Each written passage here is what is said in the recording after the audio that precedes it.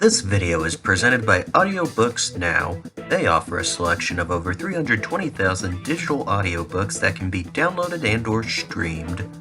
In the description of, and as the pinned comment for this video, is a special link from me, Ryan Holman, to a 30-day free trial of Audiobooks Now, and also to get 50% off of your first audiobook. February 2008, the split in IndyCar racing between the Indy Racing League and Champ Car ended when the two organizations merged.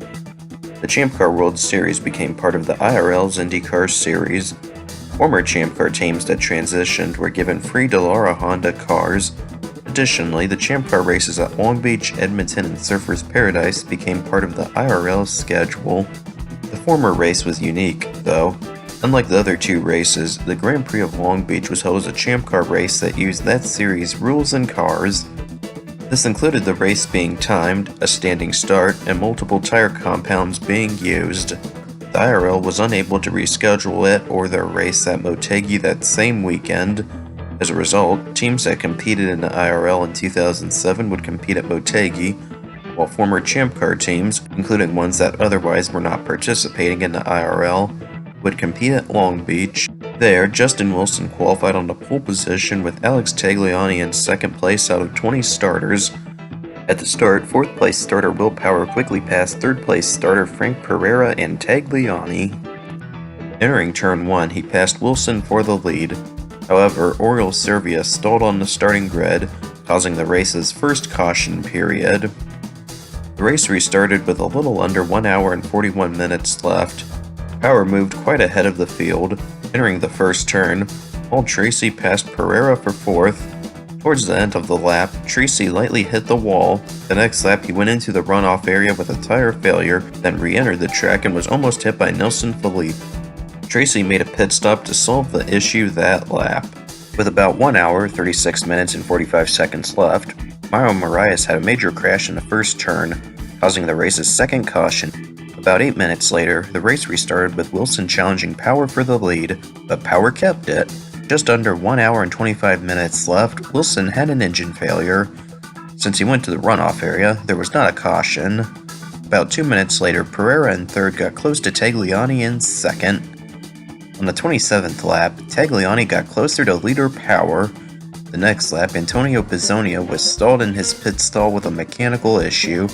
After having gained the most positions in the race, he started 15th and got to 10th place before his issue. Power made his first pit stop on lap 31. That same lap, Philippe stalled in the final turn, causing the race's third and final caution. During this time, various drivers pitted. Tracy's team inspected his car to see if there was a drive shaft issue. The race restarted on the 34th lap, with lap driver Pizzonia ahead of leader Power, who quickly passed him. The next lap, entering the first turn, Tagliani tried to pass Pizzonia, but did not. Then, in the same area, Pereira passed Mario Dominguez for 5th position. Going into turn 1 on lap 36, Tagliani passed Pizzonia and got close to leader Power, but did not get past him. On the 39th lap, Jimmy Vasser suddenly slowed exiting the final turn and was nearly hit by David Martinez. 7 laps later, 4th place Graham Rahal got close behind Frank Montagny in third. On lap 47, Rahal attempted to pass Montagny for third, while also passing a lap driver Roberto Moreno. However, the former two made contact, causing Rahal to spin. At lap 50, Power had about a 5.3 second lead over Tagliani. 8 laps later, Tagliani pitted for the second and final time, with his team giving him the alternative tire that made cars quicker. Then, on the 59th lap, Power made his final pit stop. Although he got new tires, he kept using the regular tire compound. Entering turn 1 on the following lap, Tagliani passed Montagny for 4th position. On lap 64, Tagliani was second, but was about 3.9 seconds behind Power. 6 laps later, in turn 9, he got passed for second by Montagny. On the 74th lap, Dominguez was close behind Tagliani and challenged him for third. Tagliani's alternative tires were likely more worn than his competitors amongst the leaders. By lap 78, Tagliani was fourth and had Enrique Bernoldi challenging him. Going into turn 1, 2 laps later, Bernoldi passed Tagliani and was now fourth. Later in the lap, Pereira moved into fifth by passing Tagliani. Did we give the white flag or did he? All right, we are told we are on the final lap here So we are on the final circuit for Will Power, and he has a 5-second lead over Frank Montagny. Dominguez is third, another 11 seconds back. Bernoldi is fourth, Pereira is fifth. So here's the gap. There is second place Montagny. And then third is a long way back. So it's just a matter now of Will Power, who has been doing so well today. In fact, Will has been in command of 76 laps that he has led here. And there is Kevin Kalkoven, his team owner. They will lay claim, if he can just negotiate the last few curves, to the final Champ Car race. A 25-year span of the 34 years between kart and Champ Car racing here. And for Will Power, it will be his third win in Champ Car. And most importantly, he will pick up 50 valuable points. It'll move him into 6th place in the points championship standings. And here he comes down Shoreline Drive for the final time. And there is your winner, Will Power at Long Beach.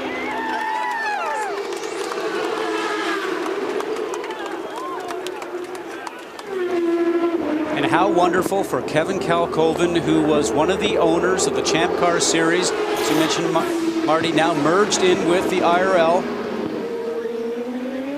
Oh, and Graham Rahal has crashed, and it looks like that's in the turn 8 area. So on the final lap, Rahal had been up to 7th place. He had worked his way back into a good points position after having the earlier contact and dropping all the way back as far as, I believe, I remember, about 14th place. So this is going to hurt him in the points championship. And there is your winner, Will Power, waiting for everybody to make their way through. And he's down in the turn 1 area doing the traditional donuts. And let's check in with Jamie Little. Well, the 34th edition from high up there in the condominiums along Shoreline Drive. There, just a moment ago, is Will Power climbing out of the car, and the adulation of the thousands of fans here for the 34th running of this great event. And let's send it to Jack Arud, who's caught up with him. Well, Will Power may have won this race on the start. Tell us about that, Will. Yeah, we got a ripper start. I was doing plenty of burnouts before, not after the hairpin though. But yeah, it was good start, good strategy. We ran well, and you know, the yellows played well into our hands, so it's a good race. It was a very solid race. This is the Champ Car finale at maybe one of the cornerstones of Champ Car success. On television or not, well done. Yes, fantastic. Congratulations from your car. And let's go back. It's Long Beach. It's a cornerstone of the history here of open wheel racing, and now it's going to be part of unification. Can you describe the feelings to know forever that your name will be etched next to the final Champ Car race in history?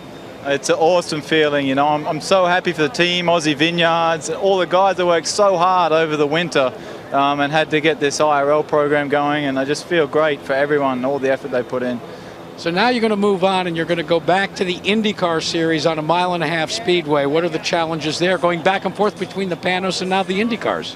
Yeah, obviously it's a lot different, but you know, the guys have caught up a little bit. I don't think we're going to bridge that gap in the first year. I mean, they've got too much development on us, but you know, we'll be good on the road courses and street courses. Well, there's a reason why your other co-owner, Jimmy Vassar, is not here. You had to race against him, and he's standing by right now with our very own Jamie Little. Jamie? 29 years after Gordon Johncock won the first Champ Car race at Phoenix, Power won the final series race in a dominant performance where he led for 81 of 83 laps.